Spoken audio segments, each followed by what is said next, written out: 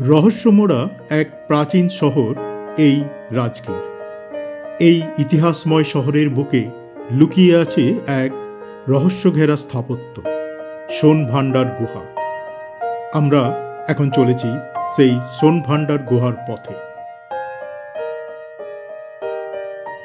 আমরা এখন এসে পৌঁছে গেছি সোনভান্ডার গুহার সামনে। সোনভান্ডার নামেই যেন রহস্যের গন্ধ। সত্যি কি এখানে লুকিয়ে আছে অগণিত সোনা, নাকি এটি কেবলই এক কিংবদন্তি? চলুন, ইতিহাস আর কল্পনার এই জটিল পথ ধরে আমরা প্রবেশ করি এই গুহার অন্তরে। সোনভান্ডার গুহা মূলত দুটি প্রাচীন পাথরের গুহার সমষ্টি, যা রাজগীরের বৈভর পাহাড়ের পাদদেশে অবস্থিত। ইতিহাসবিদদের মতে এই গুহাগুলি খ্রিস্টীয় ৩য় থেকে ৪র্থ শতাব্দীতে নির্মিত হয়েছিল। গুহার অভ্যন্তরে পাওয়া গুপ্তলিপির শিলালিপি থেকে জানা যায়, জৈন সন্ন্যাসী বৈরদেব এই গুহা নির্মাণের পৃষ্ঠপোষক ছিলেন। তবে অনেক গবেষক মনে করেন এর স্থাপত্য রীতি অনেকটাই মৌর্য যুগের সঙ্গে মিলে যায়, যে সময়ে ভারতীয় শিলাগুহা স্থাপত্য তার শিখরে পৌঁছেছিল। এই সোনভান্ডার মূলত দুটি প্রাচীন গুহার সমষ্টি, পশ্চিম গুহা এবং পূর্ব গুহা। আমরা এখন প্রবেশ করছি পূর্ব গুহাতে।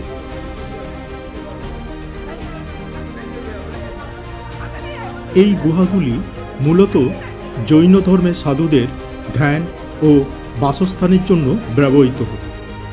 বিশেষ করে দিগম্বর সম্প্রদায়ের জৈন সন্ন্যাসীরা এখানে তপস্যা করতেন বলে ঐতিহাসিক সূত্রে জানা যায়। এছাড়া গুহার ভেতরে পাওয়া প্রতিমা ও খোদাইগুলি জৈন ধর্মের প্রাচীন ঐতিহ্যের সাক্ষ্য বহন করে। গুহার অভ্যন্তরে জৈন তীর্থঙ্করদের প্রতিকৃতি ও খোদাই পাওয়া যায়, যা এর ধর্মীয় গুরুত্ব নির্দেশ করে।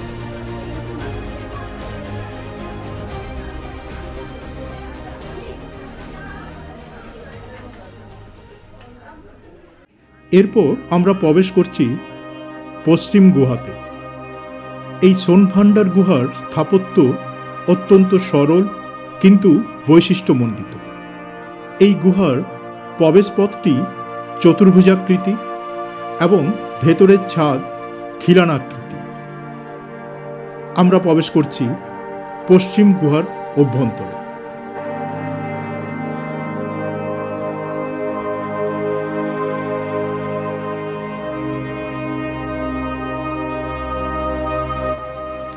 এই গুহাগুলি খ্রিস্টপূর্ব ৩য় বা ৪র্থ শতাব্দীতে নির্মিত।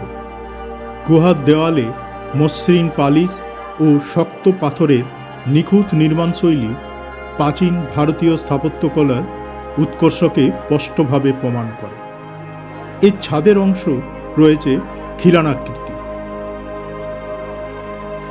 ইতিহাসবিদদের মতে সোনভান্ডার গুহা জৈন ধর্মাবলম্বীদের জন্য নির্মিত হয়েছিল। অনেকের ধারণা এটি মহাবীরের সঙ্গে সম্পর্কিত হতে পারে, কারণ রাজগীর ছিল তার ধর্মপ্রচারের অন্যতম গুরুত্বপূর্ণ কেন্দ্র।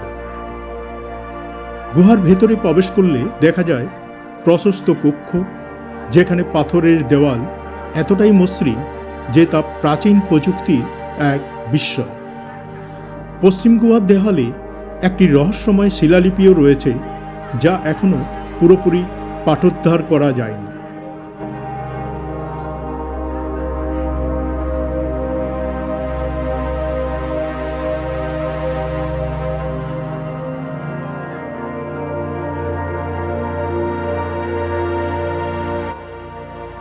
সোনভান্ডার গুহাকে ঘিরে সবচেয়ে আকর্ষণীয় বিষয় হল এর রহস্য। প্রচলিত কাহিনী অনুযায়ী বিম্বিসারের গুপ্তধন এই গুহার ভিতরে লুকোনো আছে। বলা হয় তার পুত্র অজাতশত্রু যখন তাকে বন্দী করেন, তখন তার রানী এই গুহায় ধন সম্পদ লুকিয়ে রাখেন। গুহার একটি দেওয়ালে একটি গোপন দরজা সদৃশ্য চিহ্ন রয়েছে, যা নাকি সেই গুপ্তধনের প্রবেশপথ। অনেকের মতে দরজার পাশে থাকা শিলালিপিতে সেই গুপ্তধন খোলার গোপন সংকেত লেখা আছে, যা এখনো পুরোপুরি পাঠোদ্ধার করা যায়নি। এমনকি ব্রিটিশ আমলেও এই দরজা ভাঙার চেষ্টা করা হয়েছিল, কিন্তু তা সফল হয়নি। ফলে এই গুপ্তধনের রহস্য আজও অমীমাংসিত।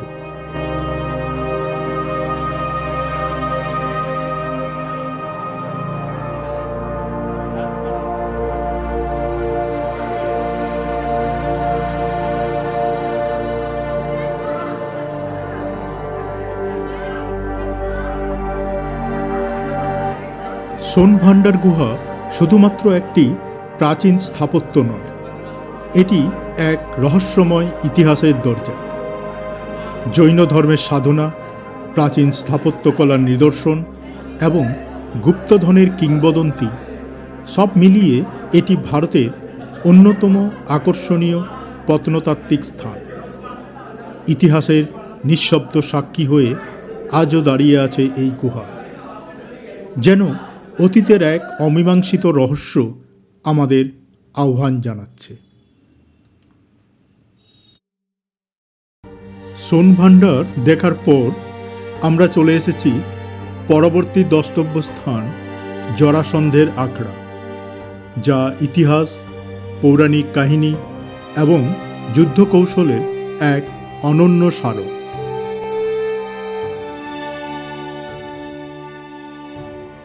জরাসন্ধ ছিলেন মগধের শক্তিশালী রাজা, যিনি মহাভারতে উল্লিখিত এক গুরুত্বপূর্ণ চরিত্র। তার রাজধানী ছিল প্রাচীন গিরিবর্জ বা বর্তমানের রাজগীর। মহাভারতের বর্ণনা অনুযায়ী জরাসন্ধ ছিলেন অত্যন্ত পরাক্রমশালী ও অজেয় এক শাসক। তার শরীর দুই ভাগে বিভক্ত হলেও পুনরায় জোড়া লাগাতে পারত। এই কারণেই তার নাম জরাসন্ধ। এখানেই সংগঠিত হয়েছিল সেই বিখ্যাত দ্বন্দ্বযুদ্ধ। ভীম এবং জরাসন্ধের মধ্যে টানা বহুদিন ধরে মল্লযুদ্ধ চলেছিল। সেই যুদ্ধে শ্রীকৃষ্ণ কৌশলগতভাবে ভীমকে নির্দেশ দেন এবং শেষে ভীম জরাসন্ধকে দুই ভাগে ছিঁড়ে বিপরীত দিকে নিক্ষেপ করে হত্যা করে।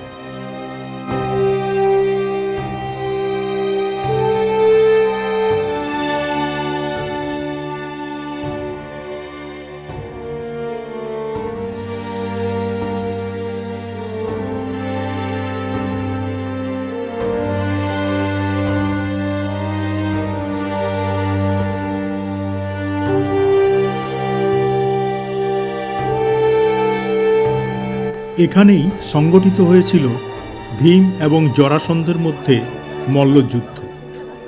শেষে ভীম জরাসন্ধকে দুই ভাগে ছিঁড়ে হত্যা করে।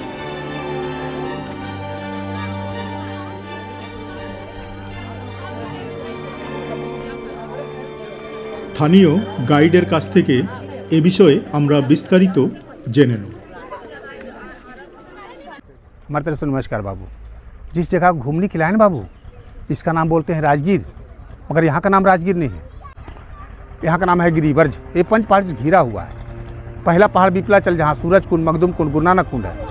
दूसरा पहाड़ रत्नागिरी, जहाँ भगवान बुद्ध को शांति मिला, रोपे झूला लगा हुआ है। तीसरा पहाड़ उदयगिरी, जहाँ जरासंध और भीम से युद्ध हुआ का पहिया कपड़ा हुआ है। ये चौथा पहाड़ सोनागिरी। ये 5वां पहाड़ बेहवारगिरी। ये 5 पहाड़ से घिरा हुआ है, इसका नाम गिरिवर्ज। मगध के राजा जरासंध का कहीं नामो निशान नहीं था। उनका पिताजी का नाम था राजा वीरदत्त। राजा वीरदत्त अपने मन में ऐसा सोचे कि यहाँ का राजा हम हैं, हमारे पास धन संपत्ति बेशुमार है, कोई संतान हमारा नहीं है, इसलिए अपना जीवन दान देने के लिए आए इस जंगल में कि कोई जीव जंतु हमको खा जाएगा। जो भी जीव जंतु आते थे इनको देख के भाग जाता, खाता था नहीं। सोचते आए मरने के लिए, कोई खाता भी नहीं, भाग जाता है। गौतम ऋषि तपस्या में बैठे हुए थे, तपस्या उनका टूट गया। वो पूछते हैं, राजन इतने बड़ा राजा होकर के आप जंगल में अकेले भटक रहे हैं, क्यों, क्या बात है? तो बात यही है कि हम यहाँ का राजा हैं, हमारे पास धन संपत्ति बेशुमार है, कोई संतान नहीं, इसलिए अपना जीवन दान देने के लिए आए हैं। ऐसी कोई बात नहीं है, लीजिए एक फल देते हैं, अपना पत्नी खिला दीजिएगा। तो एक आम दिए, उनका पत्नी 2 था, दयामंती, सोनामंती। अब ये पत्नी को देते तो वो नाराज, वो पत्नी देते वो नाराज। फल को 2 भाग कर दिए, वो आधा आधा फल दोनों खिला दिए, आधा आधा अंग दोनों से पैदा लिया। ना रो सकता है, ना हंस सकता है, ना बोल सकता है, मांसकलोत्रा है। राजा बृहदत्त सोचे कि जो भी हुआ मांसकलोत्रा कोई काम का नहीं है, इस जंगल में आके फेंकवा दिए। जरा माता राक्षस थे, मांस खाने फिर हम जंगल में घूम रहे थे, देखिए मांस गिरा हुआ है, उठा के आंचल में रख लिए। विचित्र जगह बैठ के जब खाने के लिए सोचे ना, तो दोनों आपस में ज्वाइंट हो गया, रोने लगा। देखते हैं कि इतना सुंदर सुशील बच्चा जो है जंगल में फेंका हुआ है, हो न हो राजा बृहदत्त का हो सकता है। उन्हीं का 2 पत्नियां 2 भाग में जन्म लिया, उनको समझ में ना आया, फेंक दिए। ममता आ गया, खाए नहीं, उनको सोने को कील से जोड़ दिए। ऐसे कहते हैं जरासंध, मगर असली नाम उनका है जोड़ासंध, जोड़ करके बनाया गया। 12.5 वर्ष तक अपने साथ में रखे, 10,000 हाथी की ताकत प्रदान कर करके राजा बृहदत्त को सौंपने के लिए गए कि राजा बृहदत्त अपने पुत्र को आपने फेंक दिया था जंगल में, इसको मैंने जोड़ के बनाया है, रखो संभालो। 10,000 हाथी की ताकत मैंने प्रदान किया है। रखे कुछ दिन में शादी हुआ। शादी होने के बाद में 2 लड़की 1 लड़का हुआ। लड़का का नाम था सहदेव, लड़की का नाम था अस्ति और परस्ती। दोनों को शादी किए कंस के यहाँ। कंस वहाँ से दूध भेजते थे कि हमारा ससुर साहब खा कर पूछते रहेंगे। जो भी दूध आता था इनके क्या नहीं गया, अपने दूध को करते थे क्या। यह अखाड़ा 4 एकड़ में था, हल्दी चंदन मिला कर अखाड़े में ढाल देते थे। कुश्ती लड़ने वाला को गिरने भिरने से कोई दुख तकलीफ ना होगा। कृष्ण भगवान कंस को वध कर दिया। इनको बहुत तकलीफ हुआ कि हमारा दामाद को मार दिया, कृष्ण से बदला लेने के लिए मथुरा जाएंगे। जब मथुरा पर चढ़ाई करने के लिए सोचे, कृष्ण भगवान सारे सेना को समझा दिए कि देखिए हमारे के यहाँ जो भी आते हैं अतिथि आते हैं, अगर हम अपने घर पर मार देंगे तो सीधे सोचेगा कि इसको घर पर मार दिया। युद्ध करते थे और भाग जाते थे, युद्ध करते थे भाग जाते। 17 बार उसे ही किए। मथुरा छोड़ के द्वारकापुरी चले गए, कारण छोड़ कृष्ण द्वारकापुरी भी जाकर पत्थर तोड़ फेंके। कृष्ण भगवान कहे से सुधरने वाला हमसे नहीं है। तो वहाँ से रथ में बैठ करके कृष्ण अर्जुन और भीम आए। वो पहाड़ का वो साइड नदी है, नदी के उस पार में जाकर रथ गिराए। तो गांव बस्ती का नाम रखा है गिरियक। वहाँ पर शंकर भगवान का पूजा किया। पूजा करने के बाद में 12 बजे रात्रि में साधु का बेस में पहला पहाड़ दूसरा पहाड़ के बीच से एंट्री करते हैं यहाँ गिरिवर्ज में। शेषनाग का पहरा तो रोक दिए। प्रभु 12 बजे रात्रि में कहाँ जा रहे हैं आप लोग? साधु के बेस में जा रहे हैं भ्रमण करने के। भ्रमण के लिए दिन में होता है, रात में नहीं होता। आप किसी और दिन जा रहे हैं। भीम ने पत्थर उठा कर मारने के लिए कोशिश किया। वो शेषनाग थे, इन लोग चले गए। तीनों मूर्ति सुबह सुबह चले गए जेतवन जरासंध के पास में। जरासंध महाराज देखते हैं साधु हैं, पूछते हैं बोलिए प्रभु आप लोग का सेवा क्या करते हैं? सेवा क्या करेंगे? आपसे युद्ध करना चाहते हैं। साधु का ऐसा उद्देश्य नहीं होता है युद्ध करने के लिए। अब साधु है, पखंडियाँ चलिए आए, कौन सामने आइए। कृष्ण अर्जुन और भीम। कृष्ण तुमसे क्या लेने? 17 बार जो पीठ देखा भागा है, अर्जुन हमारे लायक नहीं है। भीम के साथ में तीसरे पहाड़ उदयगिरी तक 27 दिन लगातार युद्ध हुआ। लड़ते लड़ते पत्थर पाका हिल हो गया, पैर फंसने लगे। भीम कहते हैं कृष्ण भगवान से प्रभु कुछ कीजिए, तो हम क्या मारेंगे, हम ही को मार देगा। रथ में बैठा के लेके भाग के आए यहाँ। वहाँ रथ का पहिया कबड़ा हुआ है, गिरने किसान भी है वहाँ। और यहाँ पर आए तो 28वां दिन युद्ध होने लगा, पूरा धूला उड़ने लगा। तो बांस के दतमन लेके इसके ऊपर खड़ा होकर के भीम को इशारा दिया कृष्ण भगवान के, जरासंध को टांग चीर के मारो। टांग चीर के फेंकते थे, ज्वाइंट होकर लड़ना शुरू होता था, फेंकते थे।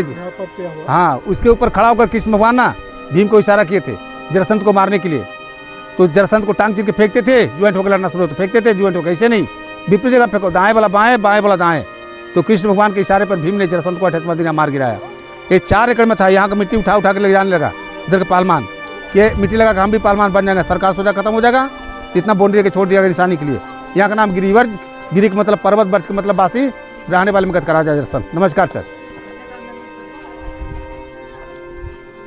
স্থানীয় গাইডের কাছ থেকে আমরা এই জরাসন্ধের আখড়ার ঐতিহাসিক যে প্রেক্ষাপট সেটা আমরা জানলাম। জরাসন্ধের আখড়া শুধু একটি ঐতিহাসিক স্থাপনা নয়, বরং এটি ভারতীয় সভ্যতার যুদ্ধ কৌশল, পৌরাণিক ইতিহাস এবং সাংস্কৃতিক ঐতিহ্যের এক অনন্য মিলনস্থল। রাজগীরের পাহাড় ঘেরা এই প্রাচীন আখড়া আজও যেন অতীতের বীরগাথা স্মরণ করিয়ে দেয়, যেখানে একসময় সংগঠিত হয়েছিল ভীম ও জরাসন্ধের মহাযুদ্ধ।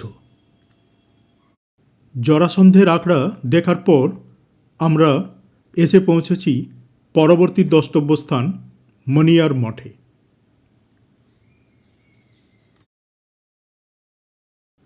রাজগীরের মণিয়ার মঠ রহস্য, ইতিহাস ও আধ্যাত্মিকতার এক অনন্য সংমিশ্রণ। প্রাচীন ভারতের ইতিহাসে এক অনন্য অধ্যায় রচনা করেছে রাজগীর। পাহাড়ে ঘেরা এই প্রাচীন নগরীর প্রতিটি কোণ যেন ইতিহাসের নিঃশব্দ সাক্ষী। সেই সব নিদর্শনের মধ্যেই অন্যতম রহস্যময় ও আকর্ষণীয় স্থাপত্য হল এই মণিয়ার মঠ, যেখানে মিলেমিশে আছে হিন্দু, বৌদ্ধ ও জৈন সংস্কৃতির এক অপূর্ব ঐতিহ্য।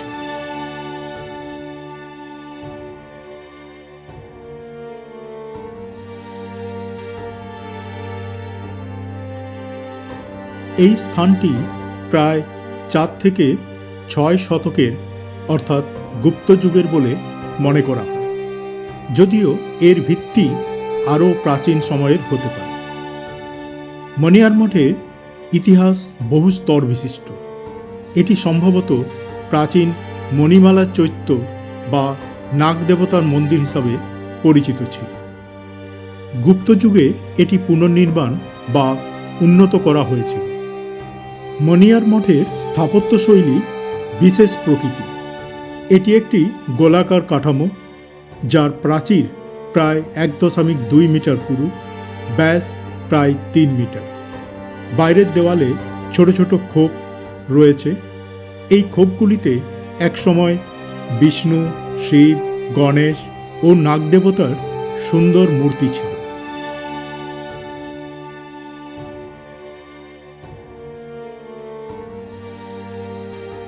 আবার বৌদ্ধ যুগে এটি যজ্ঞস্থল বা স্তূপ হিসাবেও ব্যবহৃত হয়েছে বলে ধারণা করা হয়। এছাড়া মহাভারতের কাহিনীতেও এই অঞ্চলে নাগ পূজার উল্লেখ পাওয়া যায়, যা এই স্থানের প্রাচীনত্বকে আরও গভীর করে তোলে। মণিয়ার মঠ শুধু একটি স্থাপত্য নয়, এটি একটি বিশ্বাসের কেন্দ্র। স্থানীয়দের মতে এখানে নাগ দেবতার পূজা করলে ইচ্ছে পূরণ হয়। অনেকেই আজ এখানে মুদ্রা বা প্রসাদ উৎসর্গ করে। এটিকে ইচ্ছা পূরণের কূপ হিসাবেও বিবেচনা করা হয়। এই কারণে এটি আজও ভক্তদের কাছে অত্যন্ত পবিত্র স্থান হিসাবে পরিগণিত হয়।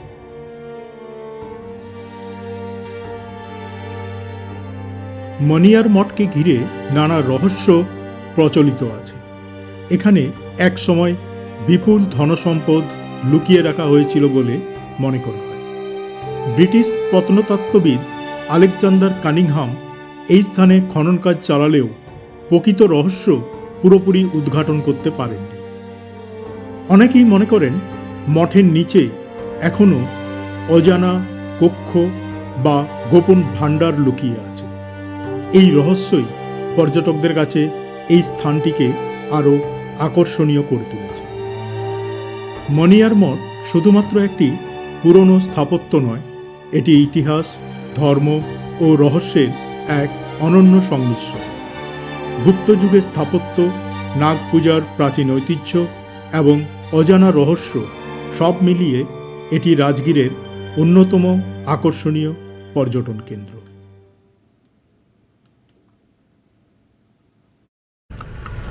এরপর আমরা পরবর্তী দ্রষ্টব্য স্থানগুলি দেখার জন্য আমরা টাঙ্গা নিয়ে নিয়েছি, কারণ ওই সকল স্থানে টোটো বা অটো এলাউ নয়। আমরা বাকি স্থানগুলি টাঙ্গা করেই ঘুরে দেখব। দেখা হচ্ছে পরবর্তী এপিসোডে।